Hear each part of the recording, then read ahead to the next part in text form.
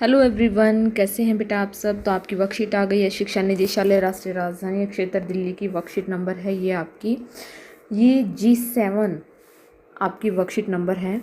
और यहाँ पर जो है ये आपकी विषय हिंदी हिंदी की आपकी 7th और 8th क्लास की वर्कशीट है। विद्यार्थी को अपना नाम लिखना है, अपने कक्षा अध्यापक का नाम लिखना है। वर्कशीट रहेगी हमारी ये 13 जुलाई 2021 की वर्कशीट। तो चलिए बेटा पढ़ना शुरू करते हैं। वर्कशीट में दिया क्या गया है। वर्कशीट किस चीज़ की है बेटा? हिंदी की वर्कशीट है ये आपकी।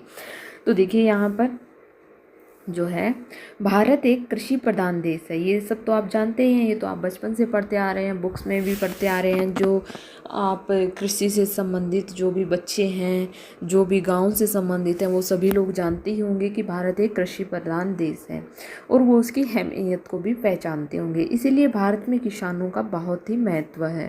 भारत में किसान काफ़ी मेहनती होते हैं। इसे कृषक भी कहा जाता है। कृषक यानी कि जो खेती बाड़ी करता है। वह दिन भर धूप में, गर्मी में, बरसात में या फिर कड़ाके की सर्दी में भी खेतों में काम करते हैं और अनाज का उत्पादन करते हैं। भारत के किसान ज़्यादातर गांव में रहते हैं क्योंकि उनके खेत जो होते हैं वो वहीं होते हैं, तो वो वहीं रहते हैं। किसानों को सुबह सुबह ही अपने खेत में काम के लिए निकलना पड़ता है। देखिए बेटा, आप पहले के बजाय आज के टाइम पे कृषि जो है बहुत ही आसान हो गई है, क्योंकि जो कृषि के साधन पहले होते थे उनमें इम्प्रूवमेंट हुआ है। पहले हल होता था, अब जैसे ट्रैक्टर आ गया है, हर्रो, कल्टीवेटर, ये सारी चीज़ें कृषि यंत्रों में सुधार हुआ है, तो अब कृषि भी थोड़ी सी आसान हो गई है। तो वह दिन भर खेतों में काम करते हैं। फसल उगाना एक बहुत ही मेहनत और थका देने वाला काम है, लेकिन फिर भी किसान इसे पूरा करते हैं।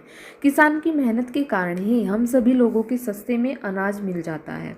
किसान को खेती करने के लिए काफ़ी पैसे खर्च करने पड़ते हैं। देखिए बेटा, हम लोग ये नहीं जानते, जो खेती नहीं करते हैं वो लोग ये नहीं जान पाते हैं कि वो ये अनाज कहाँ से आते हैं, ये चावल कहाँ से आते हैं, ये दाल कहाँ से आती हैं।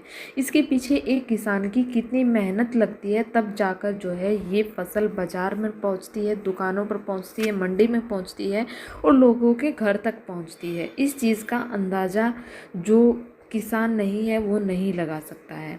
हम सभी लोगों को किसानों को सम्मान देना चाहिए और जहाँ तक हो सके उनकी सहायता भी करनी चाहिए।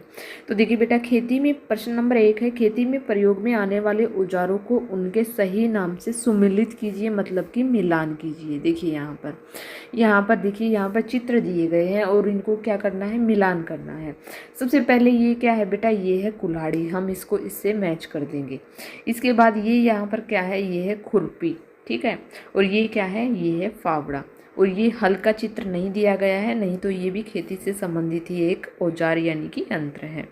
आगे है प्रश्न नंबर 2 है हमारा। देखिए यहाँ पर क्या दिया गया है, चित्र को देखकर अपने मन के विचारों को लिखिए। एक किसान है जो क्या कर रहा है, खेत में काम कर रहा है, परिश्रम कर रहा है। परिश्रम करके, मेहनत करके आप लोगों के लिए अनाज, चावल, दालें, ये सारी चीज़ें जो है उत्पन्न करता है। ये इन सारी चीज़ों के पीछे एक किसान की कितनी मेहनत, कितना खून पसीना लगता है, दिन रात जो है एक करता है वो, और फिर भी उसे जो है बहुत ही सस्ती चीज़ अपने दामों पर बेचनी पड़ती है।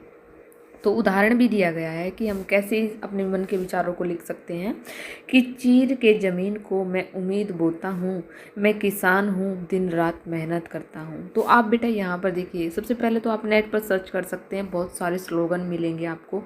आप कोई भी स्लोगन लिख सकते हैं, कोई भी। फॉर एग्ज़ाम्पल मैं आपको हिंट के तौर पर यहाँ पर जो है 2-3 स्लोगन आपको दिखा भी देती हूँ, लिखवा देती हूँ। आप चाहे तो ये भी लिख सकते हैं, नहीं अच्छे लगे तो आप नेट पर सर्च भी कर सकते हैं कि किसानों पर स्लोगन, ऐसे आप बोलकर या लिखकर आप सर्च कर सकते हैं। तो देखिए सबसे पहले मैं क्या दिखाऊंगी आपको। सबसे पहला स्लोगन है हमारा, देखिए सबसे पहला है, फसलों को लहरा दे, खुशियों को घर घर पहुंचा दे, वही है हमारा किसान अन्नदाता। पहला स्लोगन है ये आपका, ठीक है। दूसरा कौन सा है, दूसरा मैं दिखाती हूँ आपको। दूसरा आप लिखेंगे कि जो खुद तप कर फसल को पकाता है, यानी कि तप कर क्या कर, मेहनत करके फसल को पकाता है, वही है मेरे देश का किसान, ठीक है।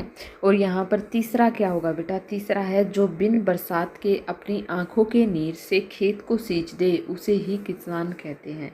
तो ये 2-3 स्लोगन मैंने यहाँ पर लिखे हैं बेटा, आप चाहें तो ये भी ऐड कर सकते हैं और चाहे तो आप जो है नेट से और भी सर्च कर सकते हैं, ठीक है। इसके बाद देखिए यहाँ पर कि खेती में काम आने वाले प्रश्न नंबर 3 है हमारा कि खेती में काम आने वाले इन औजारों के अलावा, यानी कि इन औजारों के अलावा आप किसी अन्य औजार का नाम जानते हैं, उसका नाम लिखिए और चित्र बनाइए। तो देखिए बेटा, चित्र आप नेट से सर्च कर सकते हैं और इसके अलावा मैं आपको नाम लिखवा देती हूँ। एक तो क्या होता है, दराती होती है। दराती क्या होती है, जिससे कि फसल को पशुओं के लिए चारा काटा जाता है, दराती होती है। ठीक है, दूसरा क्या होता है, दूसरा तो ये आप हल भी लिख सकते हैं।